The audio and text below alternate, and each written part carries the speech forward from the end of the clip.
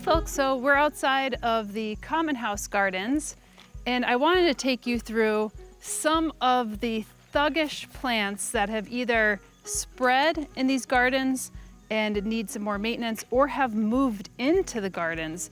And these may surprise you because the vast majority of these are native plants that are in our landscape. So these are not like non-native ones. And you know, again, a thuggish plant is one that you make of it. I'm saying they're thugs in this garden space because it's a very limited space. But if I had these out in the landscape, which many of them are, then I actually don't mind them spreading. In fact, I would want them to spread more. But I took out a bunch yesterday. This is probably like maybe the fourth wheelbarrow, but I just wanted to show you some of these. But you could see that these roots really spread just below the surface. They're quite wiry. You know, obviously they're a little desiccated right now, but they just continue to spread and spread almost rhizomatically, and they tend to form like carpets and big drifts of plants. And so I have a number of them in here that you might be able to tell from just the look of them. But I wanted to go through a list of them to show you that maybe some of these plants I wouldn't have either planted in the garden, or when they first moved in, I should have pulled more out. But the one thing I want you to see is that I actually edited right around here primarily. And the goal of this garden, which was put in about 3 years ago, is a shrubbery. And when we put this in, just as a reminder, this was one of the biggest garden areas that we had put in to date. And this garden area, we primarily did cardboard over the top and then planted the plants into that. And then we added a bunch of vermicompost and some Espoma Organic bags over the tops of this as well for garden soil, and really filled this space up quite nicely. And we planted it pretty densely as well. I went in and plugged a number of these plants in here, which is some of our anemones, which are in the ranunculus family, and those were meant to spread because I saw that we had some buttercups that were spreading in here. They're in the ranunculus family, and so I wanted to plant some of our native ranunculus to spread as like a ground cover. But when you step back, what I wanted to see is a shrubbery. And we had some starts and fits, I would say, to the shrubs because the first number of years, this is about 3 years old now, this shrubbery area, up until earlier this year, our deer fence was always compromised. So even though we didn't have as many deer in as maybe our neighbor, they still did come in, or it was like a constant battle. Now, luckily, fingers crossed, we haven't had deer in here, but our shrubs are always mowed down. So now we have shrubs that are starting to really billow out. And my idea was to have a really nice, substantial shrub layer with a shorter herbaceous layer underneath. Now, some of the shrubs that have, or some of the herbaceous layers that have moved in or have pushed out actually detract your eye from the size of the shrubs. So as I'm like sitting here, I could tell you I did not plant that tansy, which is this yellow button one, which I'll show you up close. But it actually obscures the view across the garden. And that hydrangea is supposed to be a bigger shrub. You know, it gets to be about 5 feet, but that tansy is really starting to take over. So I didn't take it out because I wanted to show you that, just to give you an idea of what my plans are for this garden. This is also something that I didn't plant in. This is our native vervain, which I think is really beautiful. This is Verbena hestata. But I didn't want it to necessarily compete with the sand cherry, which is supposed to be the tallest thing in here. But I've left this one in here because clearly I must have this is a wet area. Some rushes have moved in. You can see another vervain here. We even have typha that has moved in, which we must have like some kind of underground spring in here for all this wet-loving plants to have moved in here. And this does stay a bit wetter, even though right now I think we would consider that in a drought phase, even though it has been so rainy in the first half of the year. So I probably won't take this out. I don't know, I have a soft spot in my heart for some plants that move in, but some of it's starting to get pretty hairy. So this tansy, I probably will cut this back and cut it down just so that I could have a bit more of a clearer view. And you could see when it goes out of frame, you start to see the shrubs a bit more, the shape of the shrubs a bit more. So I am eventually going to take this out, but for the purposes of filming this video, I wanted to keep it in. But the real thugs, I would say, starting with some of the native plants, is this one that you could see this field of right now. This is our native Gora. It was called Gora biennis. I think now it's called Oenothera Gora. And this is our biennial Gora that's native. It is an incredible pollinator plant, which is why I had planted it. I planted one, if you could believe it or not, right in here. But you could see how many flower spikes it sends up, and it has so much seed. So this is one that really seeds like crazy. And I didn't have one of these last year at all, because what happened is 2 years ago when I planted it, it flowered. It's a true biennial. Then it's seeded, and it creates these like a little rosette. You'll see them in here. You can see these rosettes in here. These are going to be like rosettes of this next year, and it's going to send out a big, big spike. And so the following year, because it's a biennial, we'll shoot up a spike like this, and it will seed like crazy. So next year, we're going to have seeds everywhere if I don't like chop this off after it flowers. And I would love this plant in our meadow. I think this is an amazing meadow plant. I just maybe made a mistake with planting it in the pollinator garden, not realizing how much this actually seeds. But you could see how tall it is. I mean, I'm almost 6 feet tall. These are probably 8 feet tall, and they just dance above all the other flowers, and the pollinators come hither to it. Even I saw the hummingbirds absolutely love this plant. So this is one that I would say has been thuggish in my garden. I know a lot of folks, want plants to spread, and that would be great in like a larger space, but maybe this one you'd give a second thought on. The second plant, I would say, look at this is growing right up in here. The second plant I would say is this one, which I have not planted at all in this space, but just came up spontaneously. And this is a goldenrod called Euthymia graminifolia, or grass leaf goldenrod. And I came out really early in the year, and I took out some clumps and left a few as well, because I know this is a great pollinator plant. It doesn't grow excessively high. You can see how high the Gora and the tansy is, but this I think is, acceptable to me, and I like little splotches of yellow. But if I don't get on this early in the year, it will spread kind of everywhere, and I took out clumps of it in here. You see that there's a clump that moved in right here as well. And we don't mow our lawn until much later in the spring, so we allow these to go to seed. This is actually a little bit more of a wet area too. It's a bit more adaptable because we have it in our dry meadow, but we also have it along our ponds. Solidago and Euthymia are some of the best insect pollinator plants for both specialist and our generalist pollinators, so I do want to keep some of these. Next one that has been a bit more of a thug is this one, which has started to flower even before in the place that I've put it. So I think when it's close to the stones, this starts to flower earlier. And this is Helenium autumnal. This is our common sneezeweed. You could see that it's moved here too. So it's right along the edges of the stone pathway, and this gets tall.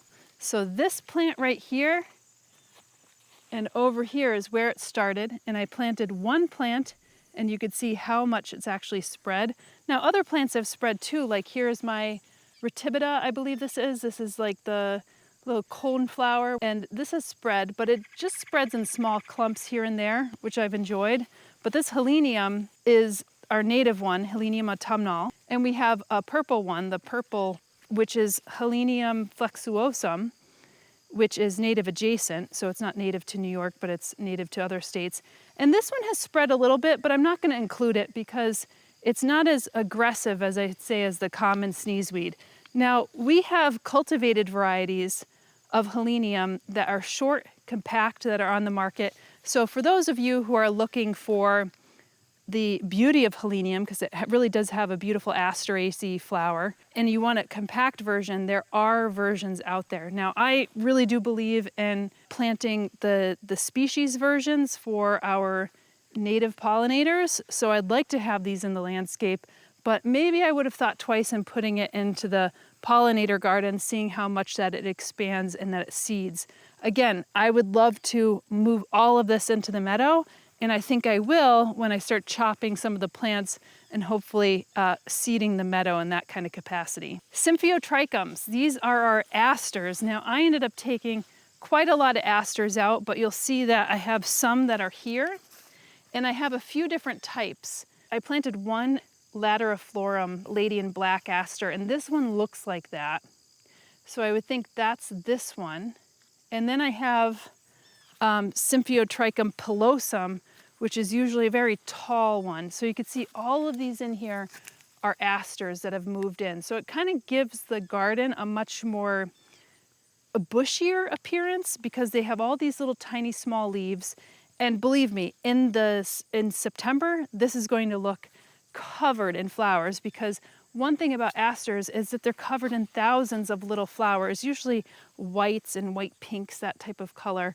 So it looks bushy now, but in September, when I think that this garden starts to look the best is when you're going to see a sea of flowers. However, I have gone in here and planted a number of these smaller asters which grow low to the ground. So I have this one, which is a Symphyotrichum ericoides, and then this one's a snow flurry, so it's really close to the ground. And then all of a sudden I have all these other asters that have moved in. You can see there's quite a bit in here. These are probably some of the pilosum types, so you can see that they have pilose stems and pilose leaves. They could really shade out quite a lot of the other herbaceous perennials. And again, those are just naturally in our landscape. I didn't plant any in here. They've just moved in. And if you know, with asters, they have thousands of flowers on, which means that they'll probably pump out thousands of seeds, and they just fall or blow into this very rich garden space, and then they just start to grow. And again, this garden, we put the cardboard on the bottom. It was one of the biggest gardens that we put in at the time. And then we had a bunch of vermicompost that we put on the top and some Espoma Organic as well. And the shrubs went in first, and then I started to plant in the herbaceous perennials over the course of 1 to 2 years. And that's how this garden actually came to be. This one was different. We actually took the sod up completely. So we started with a bare slate, probably took up all the seed bank.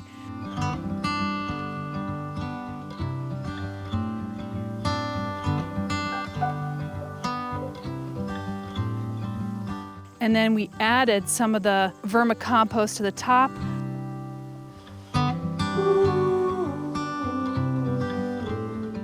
I added a bunch of Espoma Organic Biotone as well, so I really enriched the soil. And I think that's why some of these plants are just so tall and beautiful, is because we've given them a really rich soil to work in, as opposed to maybe something that's a bit more depauperate, which quite frankly, a number of these plants could actually handle depauperate soil, but when you give them a much more enriched soil, then they may even spread even more. I would say another thuggish type has been this one, which doesn't really seem like a thug, but earlier in the year I already took some out because, as I'd shared, I don't like to take out plants when they're blooming because I feel a tad guilty, honestly, because the bees and the butterflies and the pollinators absolutely adore them. So, but I left this one in. This is a Solidago rugosa. You can see it has this rugose leaf and rugose stem, and they look like a bunch of fireworks, which I really like. But again, showing you some of the bases of those Solidagos, they really start to spread in a crazy manner, and they become almost like thatched in the landscape. So that's something that I have to contend with. And again, you kind of got to get out early to actually remove them, or keep it pretty edited. And I have planted these gardens so densely, but still there's little bits of light, and you could see how quickly the plants move in. Here's another native one that I feel quite ambivalent about. I didn't plant this in here, but it's heavily in our meadow and our landscape, and this is called Erigeron.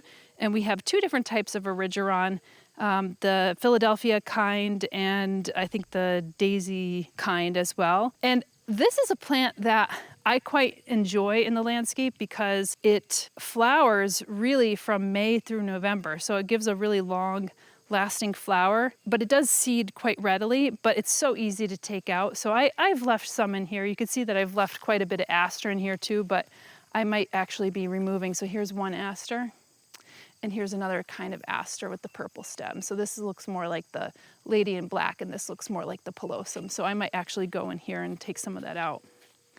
If you come over here, here's another one.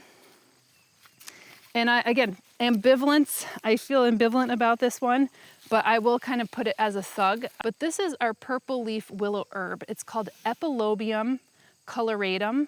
And we also have some non-native ones called parviflorum. We have a number of epilobiums. And this is the first landscape that I'd ever seen these in. You can see they get all these little pink flowers. And the reason why I feel ambivalent about this one, I have not planted this in here. The insects seem to really adore it. This is a host plant for about 32 of our native insects in the area. So that's why I feel a little ambivalent about it, but it does have a tendency, you could see that the seeds that it eventually gets are like these little wispy ones that kind of fly around, almost like a dandelion. And you could see how many flowers are on top of it.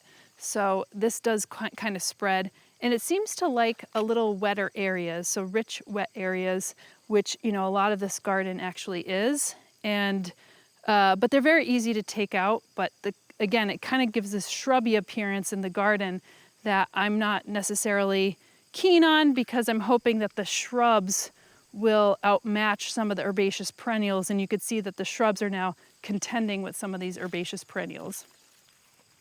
Now, I didn't list any of our pycnanthemums. So this is a type, these are all types of mints. You can see this is a pycnanthemum, this is another one.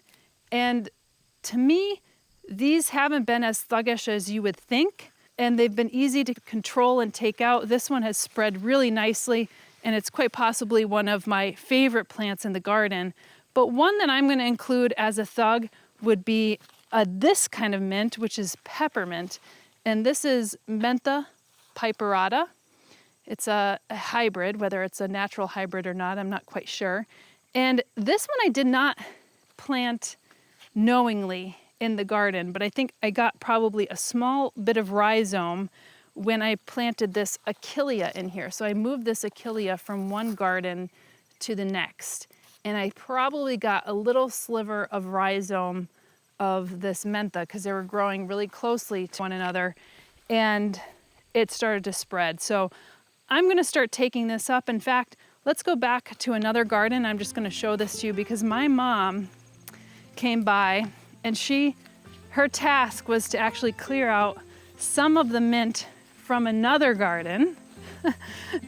And that was quite a job. And she got started on it, and you'll see the difference that it makes when you don't have that mint. And again, this is a mint that was in our landscape when we were clearing out the meadow. And we started moving a lot of plants in this garden because we didn't want to see them mowed over. And I had picked up some of the alchemilla, and with the alchemilla came the mint. So she cleared out this area. See, it's quite dry now because there's no plants, and there's probably an opportune time for other plants to move in. But you could see this is the place where she hasn't gotten to. And you could see the shrubbiness of this garden. It kind of looks a little bit unkempt. And so that will be another effort that is going to be made by us. And then we'll continue around with this kind of theme in this garden and help bring it around. This garden has a tendency to get quite weedy. So because it's really close to the meadow, I think, as well. And we also don't prioritize that. So that will be one of our big projects long term. So somebody had asked on another question about the wild strawberry. So this one I believe is Fragaria virginiana. Yep. You could tell because this middle one is quite small. The top of this is small. And the Virginia strawberry or wild strawberry is small. And then if it's Fragaria vesca, it is a big tip. So somebody asked whether they should take their strawberry out because it's such an amazing ground cover. And you could see this has completely filled the ground. Now, that's really up to you. I'm gonna probably take out some of this wild strawberry, like this, so we could actually see the path. Because you could see that there is actually stepping stones through here underneath all of this strawberry patch. And this was primarily a stone garden with lavender, and you could see how quickly this wild strawberry has moved in here. And it usually comes up pretty easily. You just kind of grab it with your hands and you could see how quickly the rhizomes, because the stolons sit above the ground, and so this is what you could get. So I'd spend probably a good half an hour, 45 minutes to an hour, just really kind of culling out some of these strawberries. And again, if you like it as a ground cover, I would say leave it. I actually don't mind it in this garden, but I would want to see the stepping stones, because right now you don't know what you're actually stepping on. So I would say that that one has been a thug. And again, another native plant, believe it or not. So these are ones that just really like being in the space. Two more that I have. This would fall into the herb section. So I had planted one purple-leaved fennel, which is quite possibly one of Saunders' favorite smells. This is also the host plant for our black swallowtails, which I haven't seen any on it yet. But I had one that was planted here, and I let it go to seed. And you could see how much it's actually spread throughout here. It's popped over into this garden in various places, and it is definitely a really good seeder. So even though it's a non-native plant, it's one that is incredible for culinary purposes, and it is also a host plant for our swallowtails. So again, how do you want to manage, or how do you want to interact with your plants? And so I probably will, if I get it in time, cut off the flower heads of this so it doesn't seed as profusely as it has. I've also noticed that when it seeds quite a lot, and they contend with one another, and none of them grow as stately as the original. So I think it's best when you kind of grow it in singles so that it doesn't compete with one another. The final plant that I would say, and I think this is the 12th plant of the bunch, is one that I started taking out earlier in the year, because it is also a profuse seeder, and it is one of our herb plants. You can see that its leaves are right here, and this is collected for the root, usually for a sedative or to help people sleep. Sometimes it has the reverse effect on certain people, but this is Valeriana officinalis. I left this on so you could see that this was the seed head, and many of the seeds have probably fallen into the garden or have blown away elsewhere. And this gets a really nice white flower pretty early in the season. So when we did the tour here, I think back in maybe June, this was in bloom, but it goes out of bloom really quickly. And this pretty much spread in different places where I did not want it to spread. You could see it's actually in bloom here.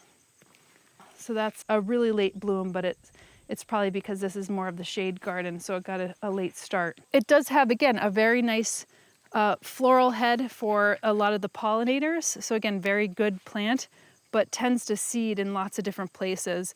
And really, we've reached a point of maturity for both of these gardens. Again, this is 4 years old now. This is 3 years old. But when I look out, I don't want to see so much competition with one another for height. And so I'm going to go through here and start weeding out, again, some of the asters before they flower, just so we could have a bit more depth with the garden. It's not contending with one another. And again, if this was in the landscape, I feel a little bit more laissez-faire, a little hands-off with it, because I'd like to see these spread in the landscape a bit more. And if I could use this pollinator garden as a seed bank for other places within our landscape, then I absolutely will. So it's not necessarily a bad thing, but for those of you who want maybe a little less maintenance in your garden over the long term, then those plants you might want to take a second look at. Before I end, I just want to point these out. I didn't include this. This is our verbena. This is a non-native verbena, but an incredible butterfly plant. And I had planted a couple in there. It's just amazing to see how it's moved out here in between the cracks and crevices. So you could tell that it likes the heat. It likes really probably depauperate soil, sandy soil, and is actually moved out. And this is amazing.